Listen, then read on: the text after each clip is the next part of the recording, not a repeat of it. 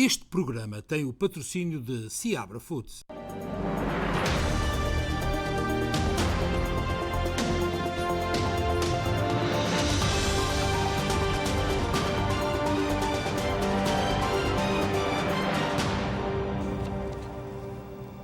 Muito boa noite, seja muito bem-vindo à SPT, ao Especial Informação, que diariamente nós transmitimos de segunda a sexta-feira neste horário. Temos, naturalmente, toda a informação do dia, nacional e internacional, o desporto, o tempo, o câmbio e depois a linha aberta. Boa noite, Ricky. Boa noite, Luís. É um prazer estar contigo. Vamos àquilo que é mais importante e hoje é, como todos os dias, as notícias principais deste dia. O incêndio na maior central nuclear na Europa, em Zaporizhia, na Ucrânia, está apagado, segundo as autoridades oficiais. A central esteve a arder durante a noite. A Agência Internacional de Energia Atómica garante que não há aumento de radiação ou qualquer material radioativo, mas condena o ataque e qualquer atividade militar junto a instalações nucleares. A Agência Internacional de Energia Atómica garante a integridade dos reatores da central nuclear de Zaporizhia, na Ucrânia. As instalações foram atingidas esta madrugada por um projétil. O ataque provocou um incêndio que fez soar os alarmes em toda a Europa. É importante dizer que nenhum sistema de segurança dos 6 reatores da central foi afetado. E não houve libertação de material radioativo. Neste âmbito, o sistema de controle de radiação é importante. E os sistemas que temos para medir as radiações também estão plenamente funcionais.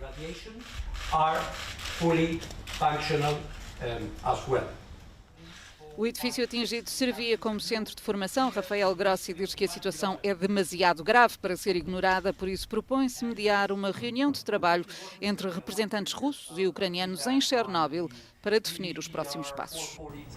O incêndio na maior central nuclear da Europa, em Zaporizhia, na Ucrânia, levantou uma onda de protestos. A Embaixada dos Estados Unidos em Kiev considera o ataque russo à maior central nuclear da Europa um crime de guerra. Zelensky falou em nível de terror sem precedentes. O ataque russo à central nuclear de Zaporizhia, a maior da Europa, deixou o mundo em estado de alerta. A Embaixada dos Estados Unidos em Kiev classificou a ação de crime de guerra e, apesar do incêndio ter sido extinto e de a Agência Internacional de Energia Atómica ter assegurado que não existia qualquer fuga radioativa, Volodymyr Zelensky alertou para o que podia ter acontecido. As tropas russas atacaram a central nuclear de Zaporizhia. É a maior da Europa e as consequências podiam ser equivalentes a 6 desastres de Chernobyl. Os russos sabiam ao que estavam a disparar e apontavam diretamente à central. É um nível de terror sem precedentes. Do lado dos russos, tenta-se justificar o injustificável com uma explicação que não coincide com as imagens existentes do ataque. Os disparos dos sabotadores ucranianos no edifício foram suprimidos pelas forças russas com o recurso a armas de pequeno calibre. Na retirada, o grupo de sabotadores ucranianos incendiou o edifício. A invasão russa não tem fim à vista e não dá descanso à resistência ucraniana, que, no entanto, mantém o controle das principais cidades do país.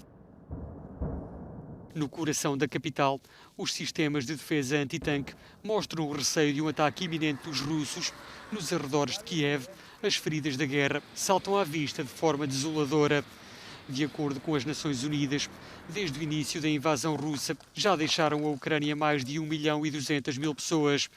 O G7 anunciou mais um pacote de sanções à Rússia esta sexta-feira, mas Vladimir Putin e companhia têm-se mostrado indiferentes às consequências económicas da invasão. As reações não se fizeram esperar. Está afastada a possibilidade de criação de uma zona de exclusão aérea. A Aliança Atlântica apela ao presidente russo para abraçar a via diplomática. Opta por manter-se de fora da guerra e por dar à Ucrânia meios para assegurar a própria defesa. A NATO não quer guerra, mas está pronta a defender a segurança territorial da Aliança ao centímetro. Palavra dos ministros dos negócios estrangeiros da NATO, reunidos em Bruxelas com parceiros dos Estados Unidos, Suécia e Finlândia. A Ucrânia continuará a receber armamento, mas a Aliança afasta a possibilidade de criar uma zona de exclusão aérea. Há motivos para isso, de acordo com o secretário-geral da NATO.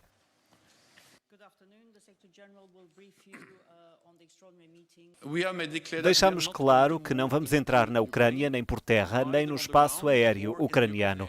A única maneira de implementar uma zona de exclusão aérea é enviar aviões da NATO, aviões de combate para o espaço aéreo ucraniano e depois impor essa zona de exclusão aérea derrubando aviões russos. A nossa avaliação é que entendemos o desespero, mas também acreditamos que se fizermos isso, acabaremos por ver algo que terminará numa guerra de pleno direito na Europa, envolvendo muitos mais países.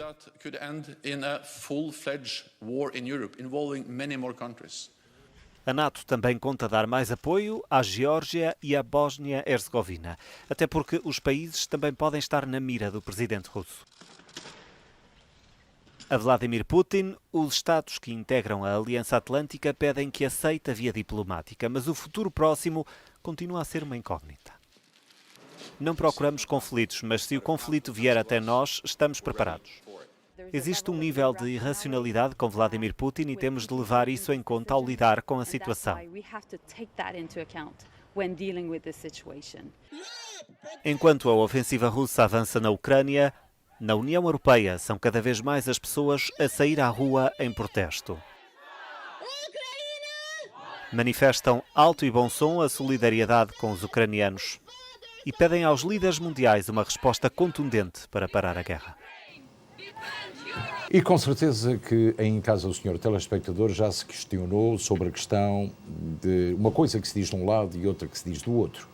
Isto faz parte da geografia política daquela região, aquilo que os russos chamam de mariaska, que é a máscara, portanto a mentira, a desinformação. Muitas vezes uma informação de um lado errada, do outro certa, é verdade? Isso está a acontecer aqui, Luís, porque ainda hoje o representante russo nas Nações Unidas declarou uma vez mais que as tropas russas não foram responsáveis por este ataque a esta central nuclear. Agora, a realidade de factos é que o armamento lá presente indica tudo o contrário.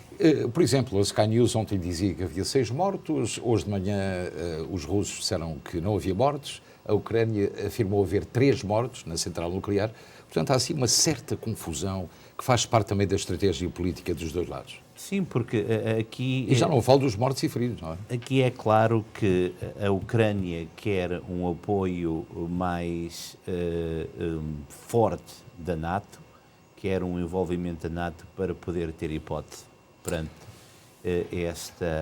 os avanços militares. Kiev está numa situação bastante difícil. Hoje à noite saíram milhares de pessoas. Claro. Por outro lado, a Rússia sabe também que há fatores que tem que ter em consideração, porque uma central nuclear está mesmo na fronteira e terá um impacto direto no seu residente. E Zelensky está muito interessado em arrastar a União Europeia e a NATO para o conflito, o que iria gerar, de facto, uma perspectiva de guerra global. E isso é muito perigoso e não há dúvida de que alguns países estão um bocadinho céticos em relação a isso. Sim, por exemplo, hoje falámos, os Estados Unidos já tiveram uma posição concreta, mas ninguém quer uma guerra, ninguém quer elevar este conflito, esta guerra, a uma plataforma mundial, porque isso teria um preço muito difícil. Muito elevado, sem dúvida. Aliás, os Estados Unidos referiram hoje que o ataque a esta central nuclear ucraniana poderá ser visto como um crime de guerra. A Rússia, como nós já dissemos, nega acusações. Os Estados Unidos dizem que o ataque contra uma central nuclear na Ucrânia, a maior da Europa, atribuído à Rússia, é possivelmente um crime de guerra e uma irresponsabilidade, e exortava o Kremlin a cessar todas as operações perto de instalações nucleares. Moscovo recusa as acusações, ainda que admitisse combates nessa área. Estão a tentar apresentar a situação como se a central nuclear de Zaporizhia tivesse sido alegadamente bombardeada pelos militares russos, situação que levou à deflagração de um incêndio. Essas afirmações são simplesmente falsas. A cidade de Enerodar, a central nuclear de Zaporizhia, ou ZNPP, e os territórios adjacentes foram tomados pelo exército russo e estão sob o seu controle desde 28 de fevereiro. A representante dos Estados Unidos no Conselho de Segurança da ONU falava numa enorme ameaça para toda a Europa e para o mundo. Linda Thomas-Greenfield dizia que estão seriamente preocupados que os operadores ucranianos desta central estejam agora a fazer o seu trabalho sob extrema coação. O ataque russo colocou a maior potência nuclear da Europa em grave risco, afirmava, foi incrivelmente imprudente e perigoso e ameaçou a segurança dos civis em toda a Rússia, Ucrânia e Europa, frisava Greenfield. Na conferência de imprensa após a reunião dos chefes das diplomacias da União Europeia, Josep Borrell adiantava que a UE discutiu possíveis novas sanções contra a Rússia, mas não tomou qualquer decisão. Luís, neste momento seria bom irmos até Kiev, sentir como é que estão as coisas na madrugada na capital ucraniana. 2h10 da manhã, portanto temos 4 imagens diferentes. A calmia é a tónica dominante. Agora, ao longo desses 9 dias, os bombardeamentos começam precisamente entre as 3 e as 4 da manhã. Foi isso que aconteceu ontem. Portanto, eu chamei isto um silêncio ensurdecedor e nós vamos ouvir esse silêncio. Vamos ver.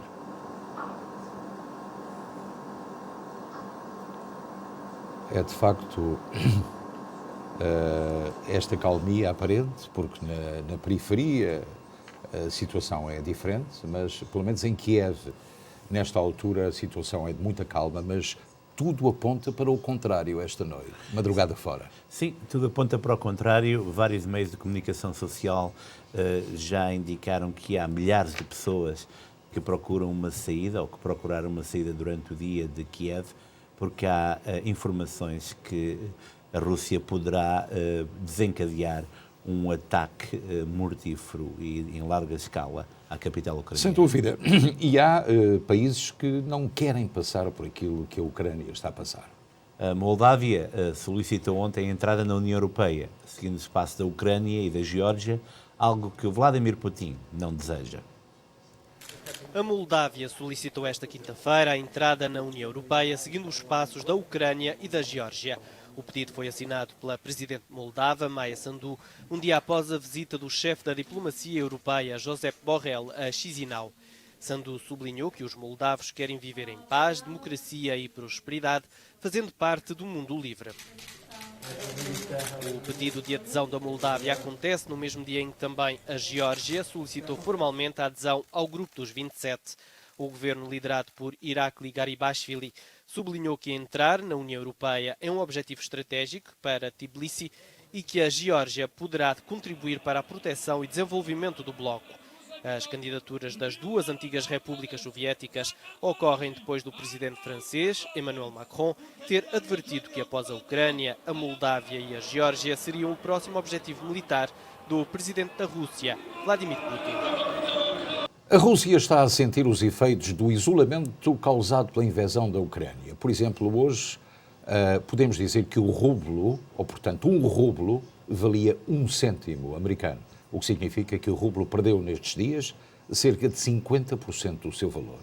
A agência Standard & Poor's desceu para CCC- o valor do rublo, lançando o país para uma situação de incumprimento. A capacidade da Rússia pagar as suas dívidas está a deteriorar-se de forma aceleradora e agora faltam apenas 2 níveis de rating para a Federação ser considerada incumpridora e começar a falhar pagamentos a grandes credores, avançou a maior agência de notação financeira, a norte-americana Standard & Poor's, após o fecho da Bolsa de Nova Iorque. De uma assentada, a S&P cortou o rating russo de BB+, para CCC-, 2 níveis, faltando apenas mais 2 passos até chegar à classe D, que significa incumprimento. A bancarrota está assim cada vez mais próxima, de acordo com os parâmetros desta agência de rating. O conflito militar da Rússia com a Ucrânia provocou uma nova ronda de sanções governamentais dos países do G7, os 7 maiores do mundo, incluindo as que visam as reservas cambiais do Banco Central da Rússia, começa por dizer a empresa de avaliação. A S&P observa que baixou as notações de crédito soberano de longo prazo em moeda estrangeira, colocando o rubro numa situação complicada e lançando a moeda para um abismo de que dificilmente poderá sair nos próximos anos. E este conflito está a levar a uma onda de protesto em todo o mundo, mas na Rússia, quem sai à rua para protestar contra a invasão da Ucrânia é preso. A polícia fez várias detenções em Moscou na noite de quinta-feira. O mundo descreve-a como uma guerra e a população russa organiza protestos anti-guerra por todo o país. Quem sai à rua na Rússia para protestar contra a invasão na Ucrânia é preso. A polícia fez várias detenções em Moscou na noite de quinta-feira. O Kremlin descreve a invasão como sendo uma operação militar especial que começou na Ucrânia a 24 de fevereiro. O mundo descreve-a como uma guerra e a população russa organiza protestos anti-guerra por todo o país. Desde o ataque em larga escala à Ucrânia, as autoridades russas prenderam mais de 8.000 pessoas nas manifestações, segundo uma organização independente de direitos humanos centrada na perseguição política na Rússia. Pelo menos 124 cidades russas aderiram ao movimento. O líder da oposição no país, Alexei Navalny, incentiva os partidários a saírem às ruas, mas quem protesta enfrenta a repressão da polícia da Rússia. A Europa e os Estados Unidos andam atrás das fortunas dos milionários russos. Alguns já esconderam iates, contas bancárias, mas outros dos visados pelo Ocidente já têm alguns dos seus iates de luxo apreendidos. O governo francês anunciou esta quinta-feira a apreensão de um grande iate, propriedade de uma empresa ligada ao oligarca russo Igor Shekin, presidente do grupo petroleiro russo Rosneft. Realizada por agentes alfandegários, a apreensão decorreu na madrugada desta quinta-feira num estaleiro do porto francês de La Ciotat, após uma revista de várias horas. A alfândega francesa procedeu à apreensão do iate Amore Vero, em Ciotat, no âmbito da aplicação das sanções da União Europeia contra a Rússia, segundo o Ministério Francês das Finanças. O iate é propriedade de uma empresa da qual Igor Shekin, diretor da companhia, foi identificado como o principal acionista. O convés principal deste iate, de 86 metros de comprimento, pode ser transformado em heliporto. A Alemanha fez o mesmo. Apreendeu o mega iate do bilionário russo Alisher Usmanov. A embarcação Dilbar, avaliada em quase 600 milhões de dólares, chegou a La Ciotat a 3 de janeiro deste ano e ficou imobilizado nos estaleiros para ser reparado. Estava previsto que ficasse até 1 de abril no porto francês. Ricky, parece que o comunismo não é para todos na Rússia, não é? Não, o comunismo não é para todos, porque senão todos tinham um barquinho pequenino que chegassem a 600 milhões de dólares. Isso é uma utopia. Claro. É uma utopia. Já vê, estes iates estão a ser apreendidos, contas bancárias, também apartamentos de luxo um pouco por todo o lado. E fora o dinheiro que está por aí os bancos todos espalhados por aí. Nesses paraísos fiscais. Na sessão de hoje, a Duma, o antigo, portanto, Parlamento russo, aprovou por unanimidade a lei que pune a divulgação do que for classificado como informações falsas sobre as ações das Forças Armadas.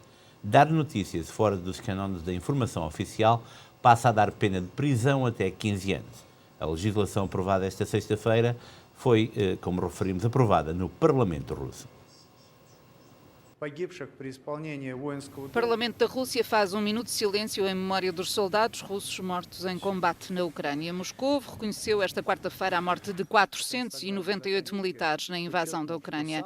Nas contas de Kiev são já 7.000. Dar esta notícia em território russo pode resultar em breve na condenação a 15 anos de prisão. Na sessão desta sexta-feira, a Duma aprovou por unanimidade a lei que pune a divulgação do que for classificado como informação falsa sobre as ações das Forças Armadas. Legislação que é vista como um espartilho à liberdade de imprensa e que está a obrigar meios de comunicação social icónicos como a Rádio Eco de Moscovo a fechar portas. Vivemos agora num estado de guerra quase total e o governo está a introduzir passo a passo leis restritivas que afetam a liberdade de expressão em geral, não apenas os jornalistas. Temos de admitir que nos esquecemos como vivíamos há 30 anos, antes de Mikhail Gorbachev. Na verdade, estamos a voltar a esse tempo. DOS, do canal de televisão detido pela jornalista Natalia Sindiev, anunciou esta quinta-feira a suspensão das emissões.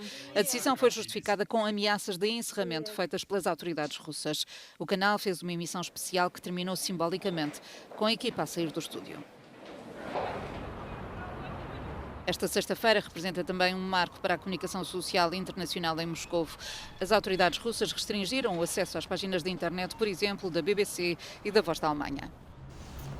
Vladimir Putin também preocupado com a comunicação social e aquilo que vem cá para fora.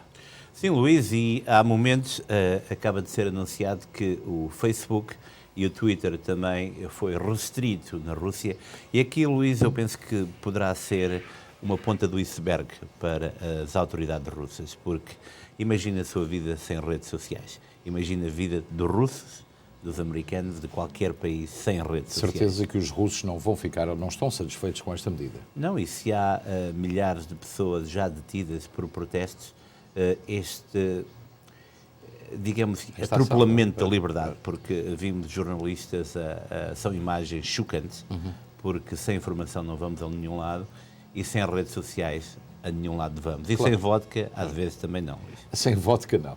Porque a rede de supermercados Publix, aqui nos Estados Unidos, e é importante referir isso, baniu a tradicional vodka russa e outras bebidas alcoólicas com origem no país de Vladimir Putin, das suas lojas. Atenção que a Publix é de facto um supermercado que tem uma expansão enorme na Flórida, sobretudo. A decisão foi comunicada esta quarta-feira e demonstra o repúdio dos administradores do Publix à invasão da Rússia à Ucrânia. As bebidas já foram excluídas dos catálogos impressos e do site destes supermercados. E à medida que esta guerra avança, vamos no 9º dia, sabe-se também mais pormenores. Por exemplo, o primeiro-ministro português, António Costa, foi avisado pelo ministro dos Negócios Estrangeiros de que a Rússia tinha invadido a Ucrânia às 4h18 da madrugada do dia 24 de fevereiro, 48 minutos depois das primeiras bombas russas terem caído em Kiev. Segundo o jornal Expresso, o primeiro-ministro português já sabia desde janeiro que a guerra era praticamente certa. A invasão começaria um mês depois, apanhando no Algarve quando gozava os primeiros dias de descanso após a campanha eleitoral. As férias foram interrompidas e Costa rumava pouco depois a Lisboa. Tentou avisar o Presidente da República, mas Marcelo Rebelo de Sousa tinha acabado de adormecer. Foi o chefe da Casa Civil que atendeu o telefone e depois alertou o Presidente. A invasão da Ucrânia não era uma ideia nova. A 25 de janeiro, ainda em plena campanha eleitoral, a Presidente da Comissão Europeia avisou António Costa, através de uma linha segura, de que os serviços de informações norte-americanos acreditavam que estava iminente uma ação militar russa. Era necessário preparar uma reação conjunta. Nesse mesmo dia, Costa ligou para Augusto Santos Silva e também para Rui Rio. O líder do PS acordou com o líder do PSD de que o assunto não seria tema de campanha eleitoral, e não foi. As sanções à Rússia, caso se confirmasse uma eventual invasão da Ucrânia, foram discutidas ao mais alto nível entre os líderes da União Europeia, do Reino Unido e dos Estados Unidos da América e do Canadá. Todavia, as autoridades portuguesas não ficaram paradas. O governo reuniu-se com uma lista de oligarcas próximos de Putin e fê-la correr. O Serviço de Estrangeiros e Fronteiras percorreu a pente fino as candidaturas a vistos gold, descobriu um nome comum e suspendeu imediatamente o seu processo de nacionalidade. Já o Banco de Portugal não encontrou entre os titulares de contas bancárias nacionais nenhum dos nomes indicados. Do lado militar, já estava tudo pronto para acompanhar as medidas decretadas pela NATO. Na madrugada do dia 24 de fevereiro, as informações das secretas americanas confirmaram-se. Putin anunciou uma operação militar especial na Ucrânia e meia hora depois caíam bombas em Kiev. A Europa estava de novo na guerra.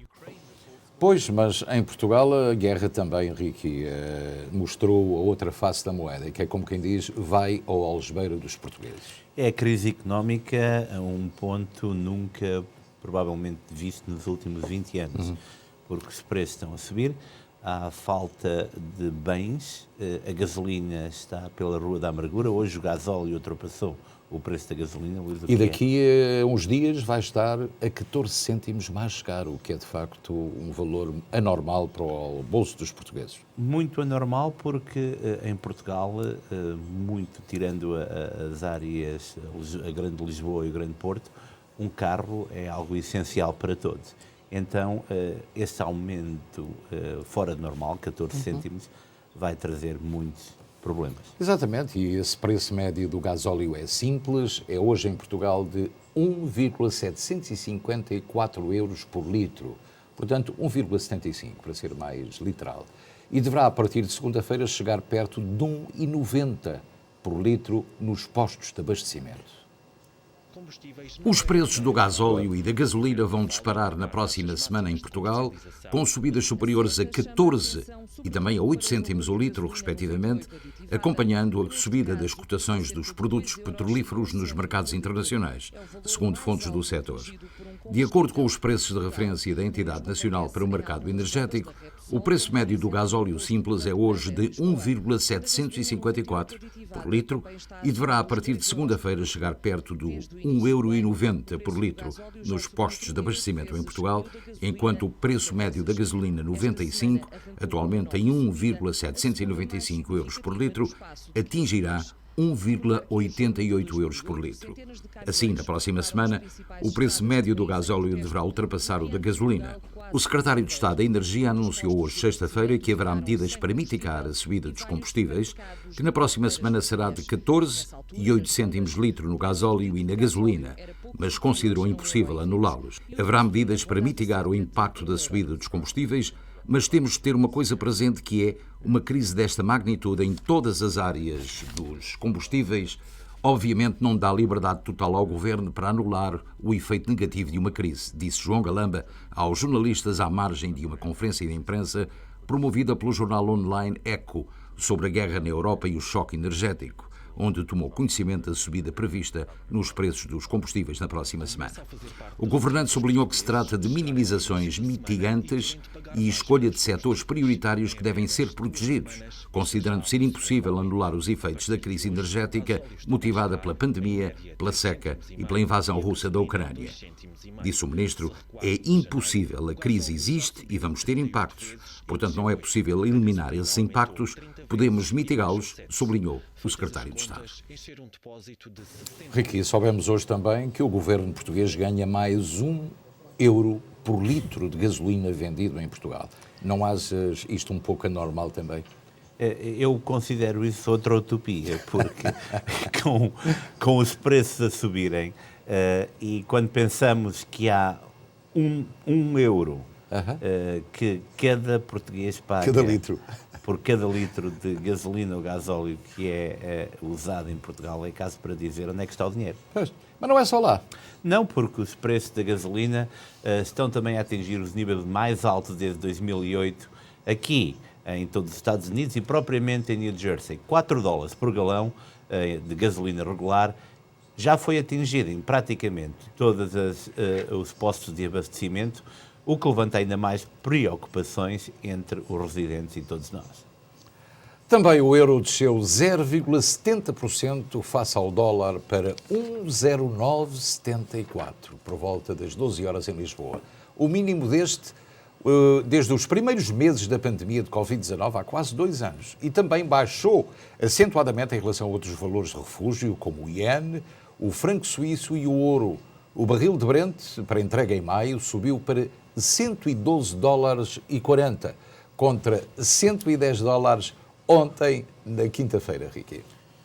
Sim, Luís, os preços estão pela Rua da Amargura. Pela Rua da Amargura, mas convém agora referir, acabámos de receber a informação da CNN, que foi avançada pela CNN, que poderão haver forças russas perto da segunda maior central nuclear da Ucrânia, enquanto, por outro lado, todas as atenções aparentemente estão em Kiev. Eu gostaria de termos uma nova imagem da capital russa para entendermos, portanto, a dimensão do silêncio neste momento. 2h28, 2h29, e parece que está tudo calmo, mas não está. Imagino Lisboa, imagino Nova Iorque, assim. Sim, mas sabendo que a poucas milhas de distância o perigo espreitava. É assustador, é assustador, não é? Bem, vamos agora àquilo que deixou de ser o tema central. Ninguém fala do Covid-19, mas a verdade é que continua bem presente. Portugal registrou nos últimos dias mais 13.747 casos, 21 óbitos nas últimas 24 horas. Destaque para o número de recuperados e para os internamentos, que continuam, e ainda bem, a descer. Portugal contabiliza esta sexta-feira 13.747 infecções e 21 mortes por Covid-19. Estão neste momento internadas 1.267 pessoas, menos 33 do que ontem. das quais 84 em cuidados intensivos, menos 6 do que na quinta-feira.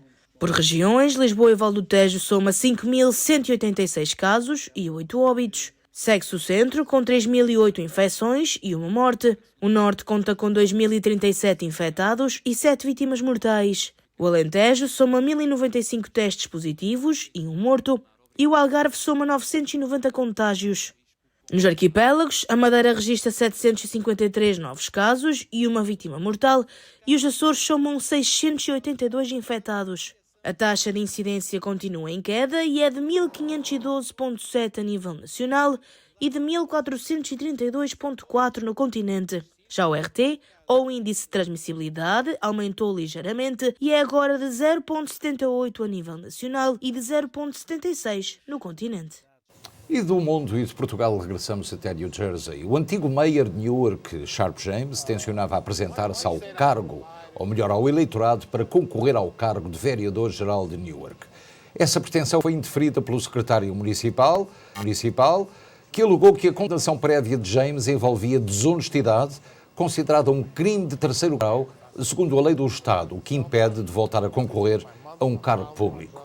O antigo líder da cidade, de 86 anos de idade, não poderá, assim, ser certificado para poder concorrer ao cargo no dia 10 de maio. E de Newark para Elizabeth, onde a Comissão do Dia de Portugal deu ontem início às festividades com a cerimónia de imposição das faixas aos distinguidos do ano. O evento decorreu no PISC.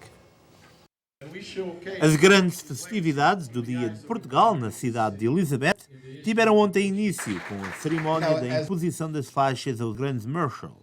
Isto depois de 2 anos em que as mesmas foram drasticamente impactadas devido à pandemia. 100% verdade. As pessoas tendem...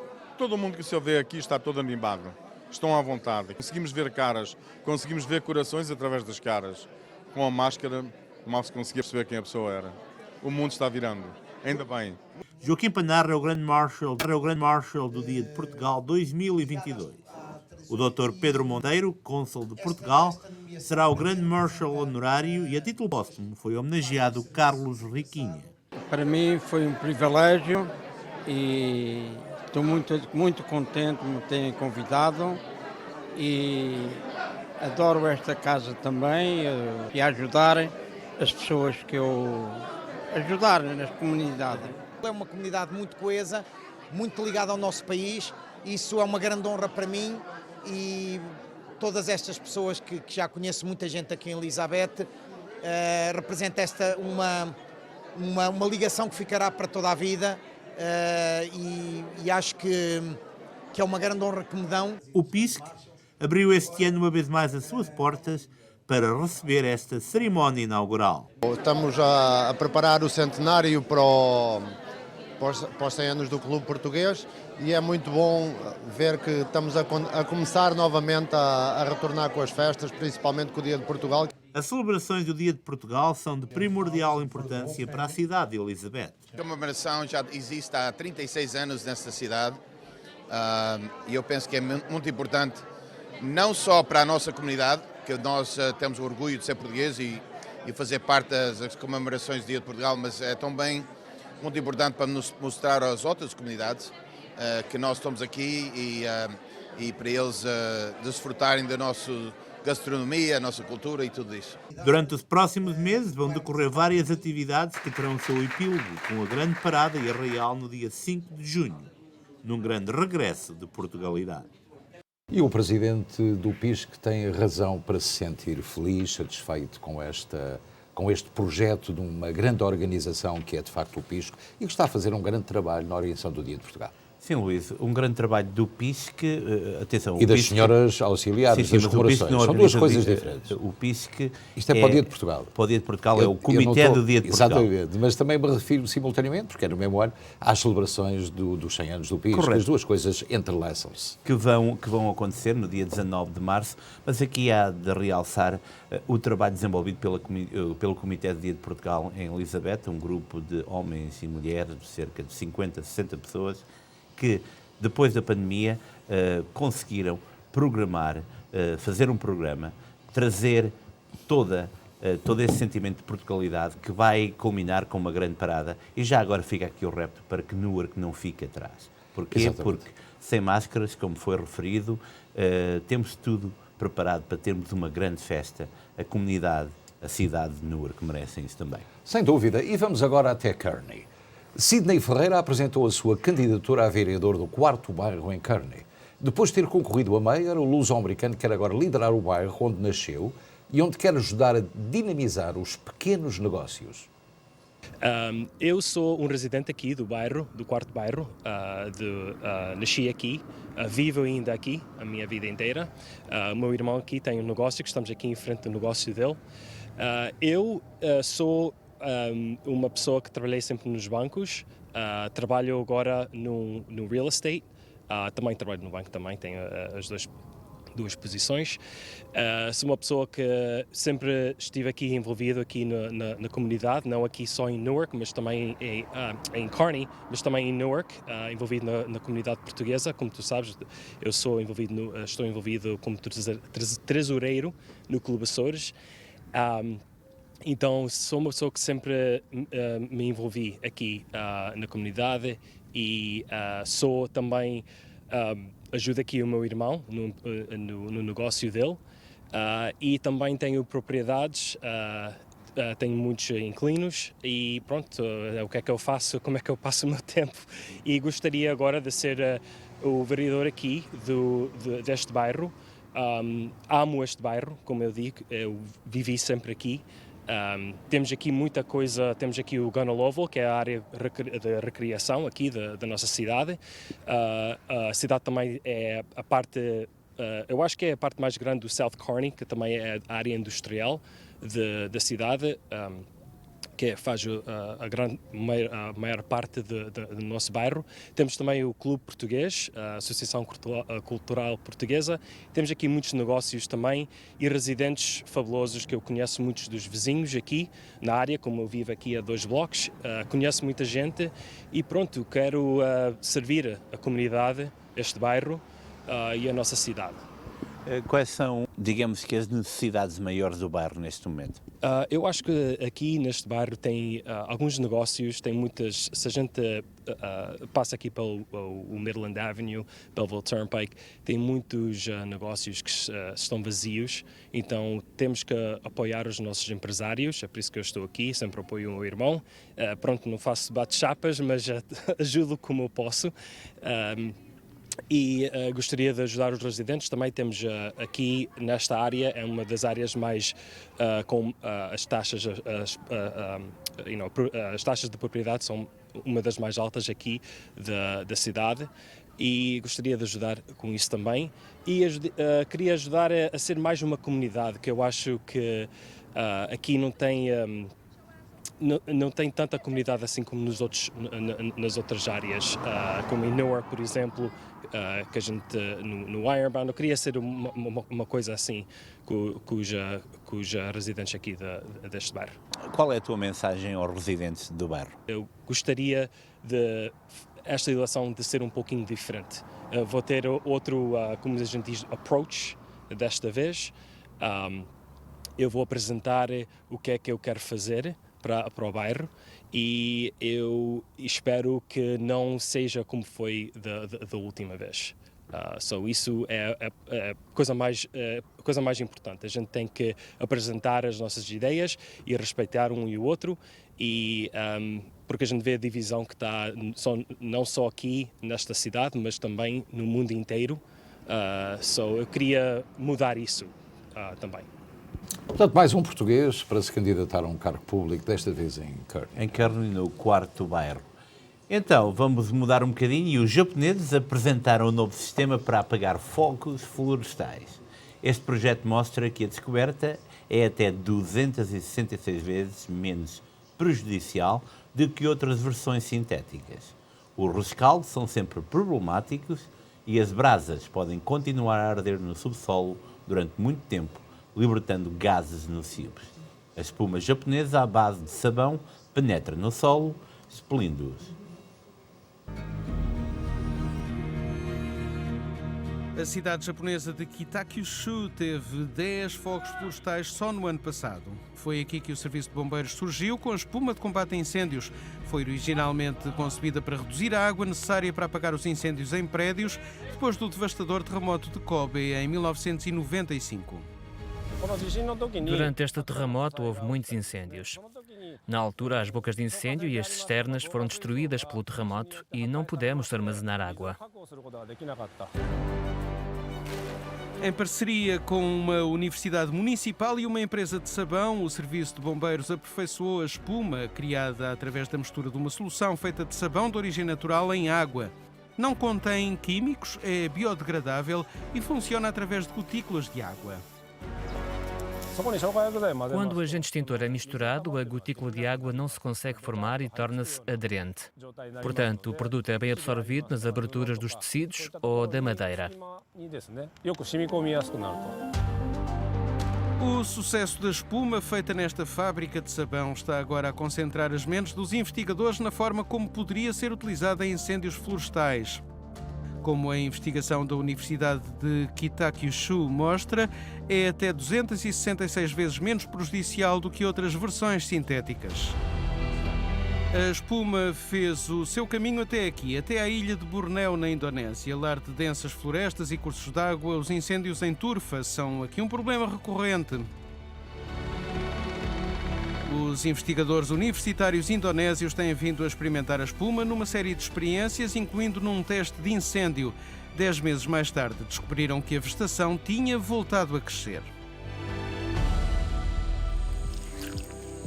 Quando a turfa se incendeia, as brasas podem continuar a arder no subsolo durante muito tempo, libertando gases nocivos.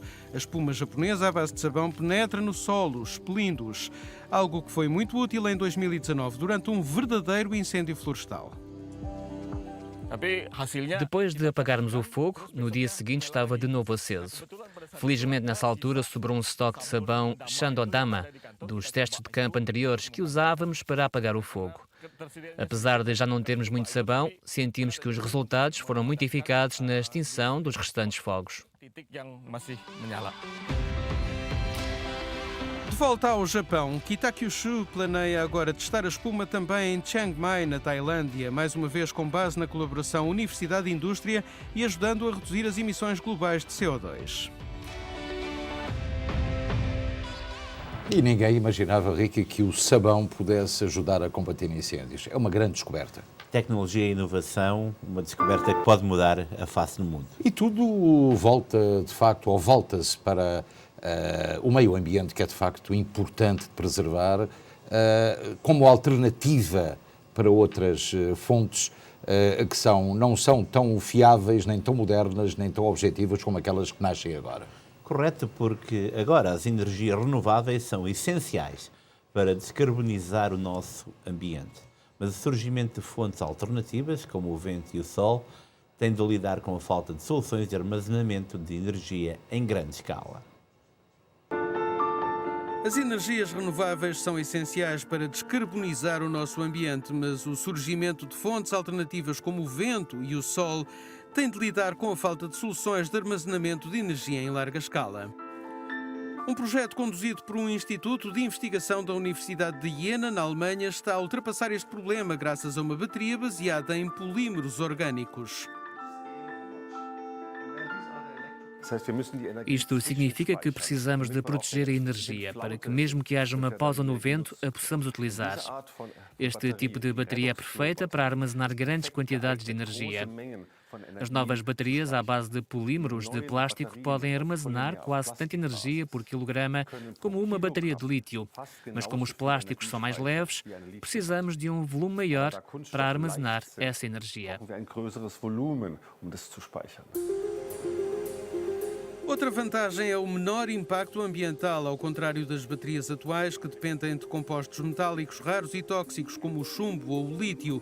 Para produzir uma bateria Redox Flow tradicional, os sais de vanádio são dissolvidos num ácido, enquanto aqui os polímeros são dissolvidos numa solução de sal líquido.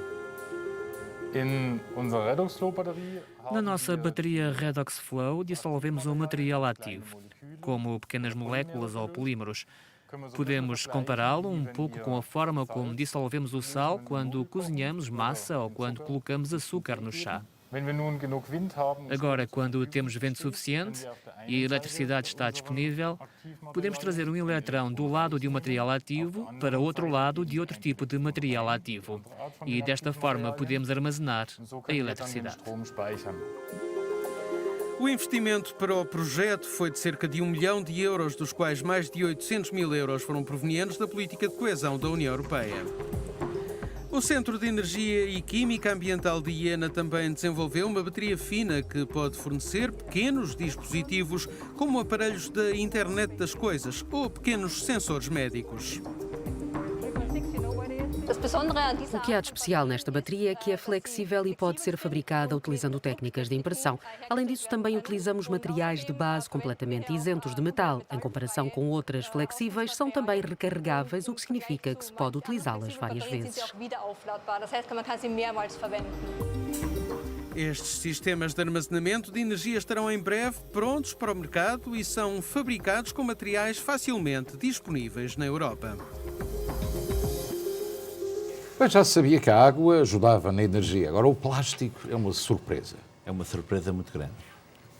E agora vamos ao desporto, Ricky, não é? É sim, e a Liga Portugal B-Wind está aí, de volta. O Gil Vicente e Estoril empataram hoje sem golos.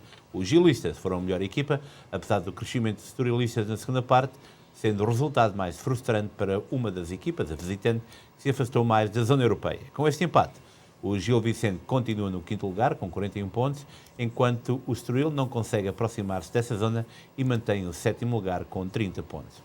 Notícia grande, a Fórmula 1, empresa que gera o Mundial de Fórmula 1, dissolveu o contrato com a Rússia para a realização de corridas do Campeonato do Mundo naquele país, na sequência da invasão da Ucrânia.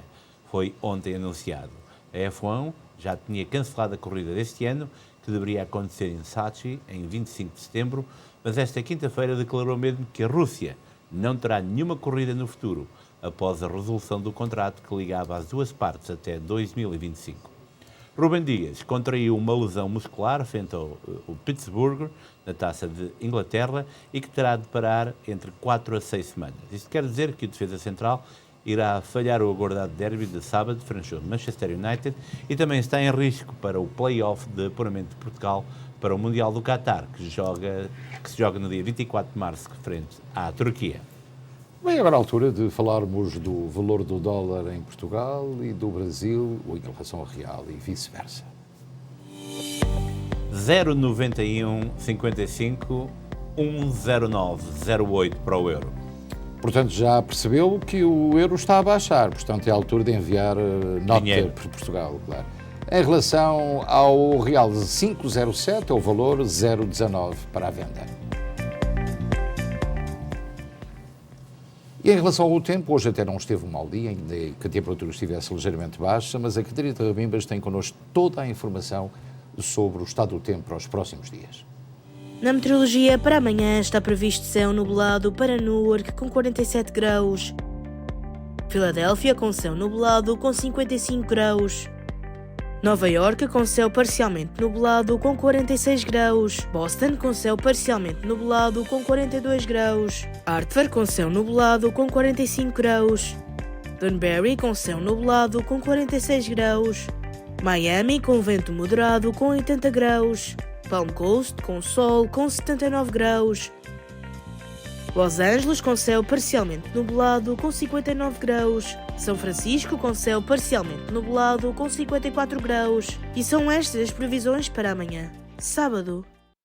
Bem, Luís, e agora vamos encerrar o espaço de notícias. Voltaremos dentro de momentos com a linha aberta. Fique por aí, nós voltamos já.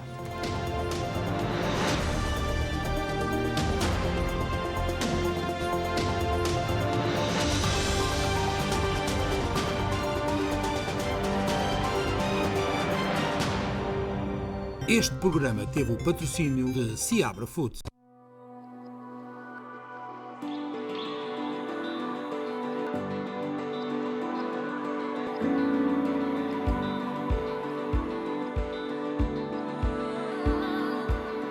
Água alcalina Monchique, uma das águas que melhor fazem à saúde dos portugueses. Beba água Monchique, a nossa água.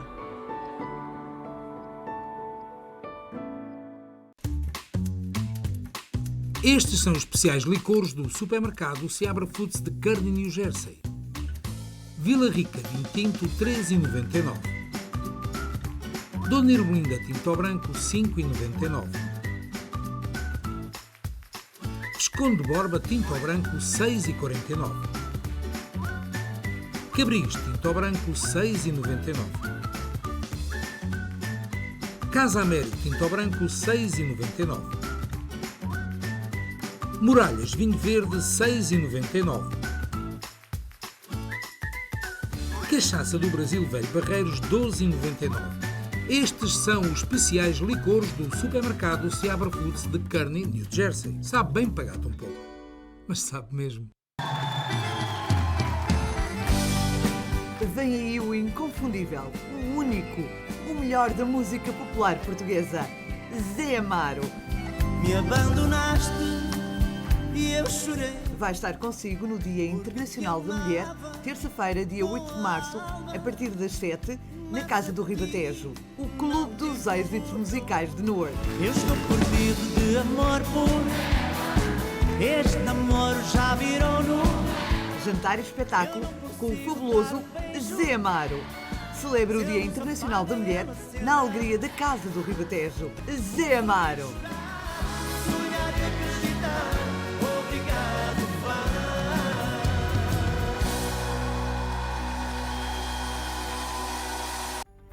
Esteja atento e ouça todas as segundas-feiras no programa Tardes da Beta, entrevista com...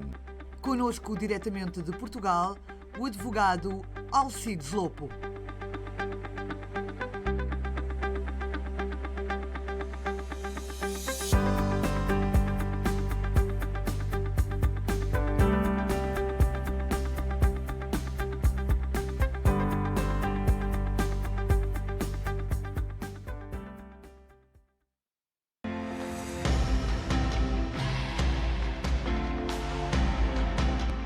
O Pisco de Elizabeth vai celebrar o centenário. A comemoração da histórica data terá lugar no sábado, dia 19 de março de 2022, e a SPT transmite em direto.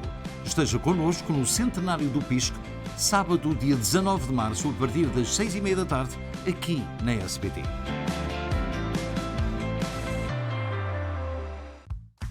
Estes são os especiais da semana dos supermercados Seabra Foods da Nova Inglaterra. Ananás 2, $5. Morangos embalagem de 1 libra, 2, $5. Carne de vaca moída, 4,99 a libra. Estes são os especiais da semana dos supermercados Seabra Foods da Nova Inglaterra. Sabe bem pagar tão pouco, mas sabe mesmo.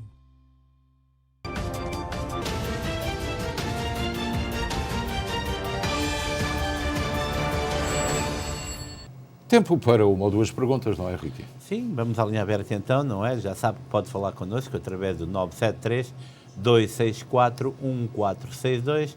Não se esqueça de baixar o som do seu televisor, porque senão cai muito. Exatamente, a nossa telespectadora Aurora tem sempre a razão, não é? Portanto, já sabe que pode ligar. Eu queria também informá-lo de que ontem se celebrou no Pisco, já sabe, a cerimónia de imposição de faixas aos Grand Marshals. Terá esta reportagem alargada, creio, na Ronda Comunitária da próxima quinta-feira. Também, em relação a perguntas que nos têm feito, podemos, por exemplo, informar, e isto é importante referir, que o Consulado-Geral de Portugal em Newark continua e tem datas abertas, foi-me comunicado esta semana, para as pessoas fazerem as suas marcações para os assuntos e os temas que têm a tratar. Portanto, podem fazê-lo online. Tem que ser online. E perguntaram-me exatamente qual era o site em relação... É o site do Consulado de Portugal em Newark, portanto tem que ir a consuladodeportugal.newark.mne.pt e aí entra diretamente, do canto superior direito tem marcações, vai aí e escolhe o tópico, o que é que tem que fazer e faz a sua marcação. Exatamente. Estamos em linha aberta. Muito boa noite, faz favor dizer. Olá, boa noite, linha aberta. Como está? Eu vou viajar para Portugal amanhã e eu vou tirar o antigen teste, mas ele é válido para Portugal também? Claro que é. Sim, portanto, deixe-me explicar como é que funciona. Você tira 24 horas antes e o que conta é a hora de embarque. Portanto, quando você embarcou, as autoridades portuguesas sabem a hora de embarque aqui nos Estados Unidos e é válido para você, portanto, entrar em Portugal. Só tem que fazer isso de manhã e vai tranquilo, sem qualquer problema. Depende também do sítio onde vive, não é? Nós estamos a dar aqui em New Jersey o PISC, porque é muito rápido e é funcional, mas não sei onde é que o senhor está a falar. Está a falar de New Jersey? Não, de Flórida. Da Flórida. Ok, da Flórida, portanto, tem que ir a um MedMerc, por exemplo, tem que ir a uma farmácia, tem que ter a certeza que não pode utilizar um teste que compra num counter. Tem que, portanto, ter o e-mail do carimbado ou assinado, ou então, portanto, com a letterhead, como dizem os americanos, da farmácia onde foi realizado o teste. Portanto, aí já pode embarcar. Aconselhamos a fazê-lo no próprio dia do embarque. Está certo? Ok. Muitíssimo obrigado também. Hein? Obrigado. Muito obrigado. Portanto, os testes PCR praticamente deixaram de ser válidos para quem viaja, porque demoram muito mais tempo, não é? Sim, são 3 dias e depois há também aquela possibilidade de não termos os resultados em tempo. Luís, eu gostaria de informar que amanhã há muitas celebrações de Carnaval aqui na cidade de Newark. A Casa do Ribatejo tem um espetáculo com Anthony Moraes, portanto não deixe de passar aí. Pode ir também à Casa de Tondela e já agora, no domingo, o PAC em Union tem também a sua festa do leitão. PAC, com aquelas instalações fantásticas, não é? Correto. Portanto, parabéns também para o PAC em Union. E agora vamos fazer uma brevezinha pausa, já voltamos. Costa del Sol, o local perfeito para momentos inesquecíveis. Reserve para os mais diversos eventos, casamentos, batizados, festas sociais. Um espaço repousante e tranquilo. Amplo parque de estacionamento. Profissionalismo e experiência ao serviço dos nossos clientes mais exigentes. Costa del Sol. E parece que muita gente nasceu neste dia, não é? Sim, porque temos uma mão cheia mais 2. Mão cheia mais 2, não é? Portanto, vamos ver quem é que faz anos hoje. Happy Birthday to You é uma rubrica habitual deste programa, todos os dias. Parabéns para aqueles que cumprem hoje mais um aniversário. Manuel da Ponte, 82 anos de idade. Muitos parabéns, Manuel. E muito bem conservado, não é? Heitor Vinagre, 79 anos de idade. Nosso muitos amigo parabéns. Heitor, hein? Ali, com aquele sorriso. E está no ponto da terra. Exatamente. José Lopes, 69 anos de idade. Parabéns, José. Maria Silva, 66 anos de idade. Parabéns, Maria.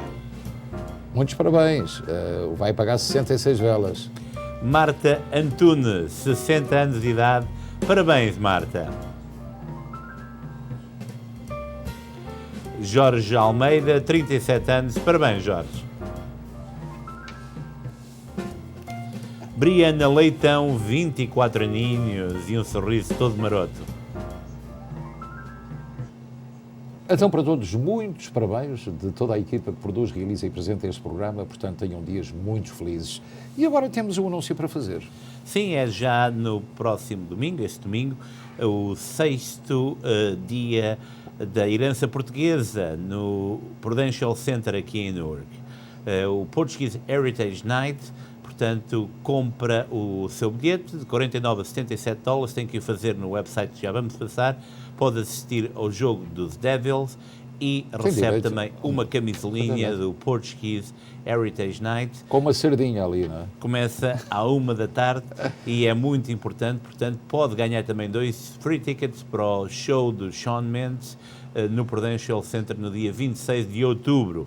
Para ter direito a tudo isso, tem que ir ao link newjerseydevils.com/Portuguese Heritage Night e comprar aí os seus bilhetes. Se comprar cá fora ou em outra plataforma como o Ticketmaster, não dá direito nem à camisola, nem ao sorteio. Exatamente. Dia 6, não se esqueça. O Lusão Bracante publicou hoje a sua edição de sexta-feira, é digital. Vamos ver os temas da primeira página. Mais de 140 milhões de americanos tiveram Covid e agora tem que esperar um bocadinho, Luís. Exatamente. Portanto, a pandemia, 2 anos depois. Aqui temos um filme português selecionado para Filma Palousa. Quando a The Union prolonga o programa de apoio ao aluguer, muito importante, termina no estado de New Jersey, segunda-feira, a possibilidade, a moratória, portanto, está aqui. Depois no desporto, temos Darwin Núñez, distinguido como futebolista do ano, e na Taça de Portugal, Futebol Clube Porto e Tondela adiantam-se na corrida rumo à final. Portanto, aí está a informação do Luso-Americano. Exatamente, e estamos a chegar ao final deste programa. Não se esqueça da telenovela que vai começar aqui na SBT na próxima segunda-feira. Imagine bem o nome que ela tem. Putin. Putin. A Putin? Exatamente. Putin, imagine diretamente bem, da Rússia. Antes da pandemia, antes desta guerra... Putin. Não, eu estou a dizer Putin já de propósito, porque tem a ver com o Putin, não é? Porque é uma palavra muito parecida, não é? Pois e ela está na moda, está completamente na moda. Aparece alguém por trás a dizer por ti faz tudo. Olha, portanto, em nome de toda a equipa, e temos a realização lá dentro, a produção, e nós, os dois que apresentamos hoje, desejamos um bom fim de semana para todos. Eu estou aqui na segunda-feira, o Ricky vem terça, até lá, tenha um excelente fim de semana. Boa noite.